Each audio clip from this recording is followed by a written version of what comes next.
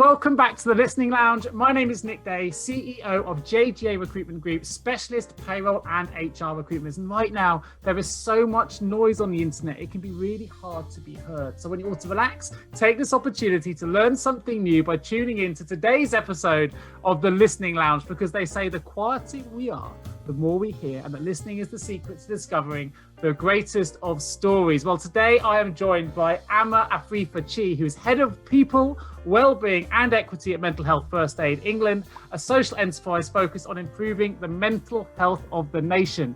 Amma, welcome to the show. How are you feeling today? I'm feeling really good. Thanks for having me, Nick. How are you? I'm good. Can't wait to get started. I saw on the website, the MHFA website, that they said that focusing on mental health now has probably never been more important. And I can resonate with that. You know, we're over 1 year on now from the start of the pandemic. Many people adjusting to new ways of working. Many people like myself right now working from home. I'm 200 miles away from my office in my home address here. So it has been an adjustment. It's been a positive adjustment in many ways for some that really wanted that flexibility, particularly for those that were always told they could never work their role from home, and now they've proven that they can. But there's also, I'm aware that there's also been a mental health aspect from feelings of isolation and other things that come with it. So I'd love to know from your side the kind of impacts you've seen on the mental health within the UK and further afield as a result of some of the pandemic, the changes forced upon us as a result of the pandemic. Yeah, no, absolutely. I think that's a really interesting point and valid point, because I think up until the pandemic, mental health had come some way, but not a huge way in itself. And I think because of the national impact, it literally shone a spotlight on mental health and well-being, you know, and they are significant. I think it is significant in the sense of mental health challenges for UK workplaces. I mean, if you think, there's lots of research, as you pointed out, to it, you know, the Centre of Mental Health predicts that 8.5 million or more adults will need mental health support as a result of COVID-19. So it's imperative that employers play their part in creating a culture of care. It was quite interesting and really encouraging for me to hear, is you talking about, you know, the improvement that businesses are making and the progress we're making. There's a long way to go in relation to being more consciously aware of our diversity, inclusion and well-being practices, which is fantastic. I know there's an awful long way to go yet, but it's been a topic of conversation for many businesses. Now, you often don't hear mental health talked about in quite the same way. There's certainly, I think, a sort of stigma attached to admitting there may be a mental health issue, whether from employees or for businesses recognizing that their employees potentially have mental health issues. So do you think, because as companies have looked at if we look at inclusion, diversity and well-being as an example, they seem to have looked at those aspects and kind of given those elements of their business their own little performance review to say, are we doing enough? Can we do more? But do you think businesses are doing that from a mental health perspective? Do you think the mental health situation needs its own kind of performance review internally to see how things are working? So, and I definitely want to come back to that working from home perspective that you talked about. But I think with this piece, I think things should be integrated. I think sometimes I understand why you'd want to separate something in order to get a grasp of it before you integrate it. But I think if that's the approach that you want to take, you should always have in the back of your mind, well, more so not the back of your mind, the forefront of your mind of, if we are, for example, isolating this to actually concentrate and focus on this in terms of mental health, how do we always need to remember to integrate it back into everything that we do?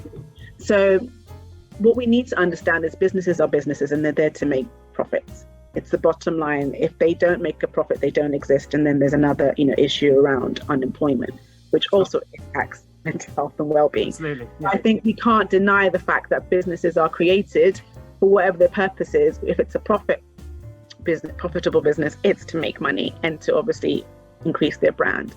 There's a key thing around ensuring that whilst that is whatever the bottom line is, that there is still underlying impacts to well-being and mental health. And I think you raised a really interesting point around people are okay to talk about well-being, because that is less of a stigma and less of a really in-depth thing to talk about. Almost sounds positive, doesn't it? Exactly. So it's kind of like, and it's very much around the feel-good factors around things. When you talk about mental health, because people find it very awkward or still very much a stigma around how to discuss it, they would rather package that as something else. If you don't have good mental health, you can't have good well-being. If that if that culture isn't inclusive, it exacerbates how that individual or those groups feel or are impacted by their mental health and well-being. You can't separate, I don't feel you can separate the two. So ultimately, going with it with the whole holistic approach, again, as I keep saying, is very much important around thinking about your culture. What does that need to look like? How does that feel? Asking your employees, your staff around what is creating a good mental health or good healthy organization look like. We have seen some statistics that the mental health, negative mental health issues have been soaring. So from that perspective, do you think working from home has been a hindrance to well-being, or has it been a positive thing? Is it still unknown? And more importantly, I guess, going forward for those listening to this podcast, what can leaders or employers do to really help support employees if working from home initiatives are going to continue? You can't paint everyone with the same brush. Everyone's experience is different. So actually, I think it's a bit of a 50-50, for want of a better word. For some people, working from home has been amazing and actually helped them take ownership of their mental health and well-being and be a bit more productive of how they integrate work life. So I was on another podcast where we were talking about work-life balance. And for me, I think that term in itself is pressure. When you try and tell people to find balance, that actually kind of gives you a hidden or subconscious pressure to find equilibrium. And we know in life there is no such thing as a equilibrium in itself. So I think for me, addressing the terms, and again, I think terminology is another conversation, but whether it's work-life balance or work-life integration, because when we look at what the pandemic has done, it's made us work from home and in a different way. It's not an option to do it one day a week. We've had to sit in our homes and integrate our personal lives with our work lives, and try and find that integration where there are boundaries put in place for that to happen. So, I think it might be a hindrance for some people, because actually we also have to understand that some of us have had the luxury and the privilege to have space to work in, where others have had to share property, had to move back home with their parents.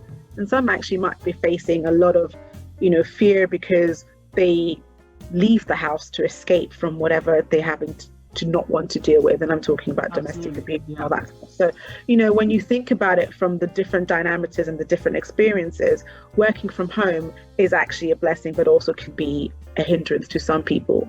It's been a disruption in the working environment, but many employees are having to juggle the additional stresses of caring responsibilities, job security worries, and practices that are suitable for the workplace at home. So, and we've all had to adapt in ways where we would normally probably be coached into it slowly or whatever. We've all literally had to do it all together. So it's very challenging for everybody. And I think that is something that we need to understand when we talk about the context of working from home in this perspective, because it's very different to the old ways of working from home. But also, I always think with every challenge and with everything that comes to us, there's always opportunities and possibilities to make things better and do things the right way. So, whereas before you had to ask for business cases and put in, different ways of just having to request to work from home, the pandemic has shown that is not necessary. So now businesses need to think about, again, coming back to this culture piece, how do we create a culture where people can be open to discuss their concerns, feel empowered to bring their whole selves to work, think about how they work, where they work, and the way they work as a team, individuals and stuff like that. So you have to, again, apply it with the lens of not everybody feels the same. People might feel isolated and like to have that people connectivity. Some people live far away, and actually working from home and having less of a commute is working for them. So I think when you think about all these experiences, I think organizations can help support the employees by helping to manage stress in practical ways and potentially removing and reducing those barriers that come into place. Thank you again, Emma, for joining me today on today's Listening Lounge. Thank you to all of you for tuning in and watching this. And remember, every good conversation starts with good listening. Till next time, thank you. Thanks for having me.